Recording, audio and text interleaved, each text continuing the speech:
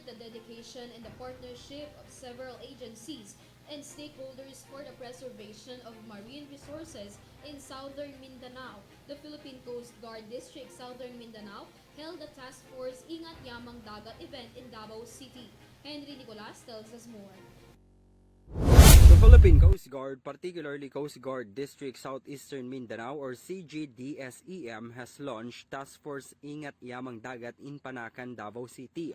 The PCG's National Operations Center for Oil Pollution, Director Coast Guard Commodore Glenda Pereira presided over the ceremony, followed by a comprehensive oil spill response simulation exercise with BRP Tubataha. The said activity simulated a realistic oil spill scenario that required immediate and coordinated response efforts to mitigate marine environmental damage. The officials from the different unit of Coast Guards delivered an insightful message to various stakeholders, media, and key participants, emphasizing the importance of shared efforts in environmental consciousness and conversation. Following the said event, a comprehensive oil spill response simulation was conducted and witnessed by event participants aboard BRP Tubataha or the MRRV-4401.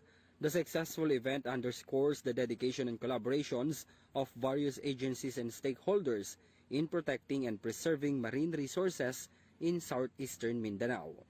This is Henry Nicolas for EuroTV News.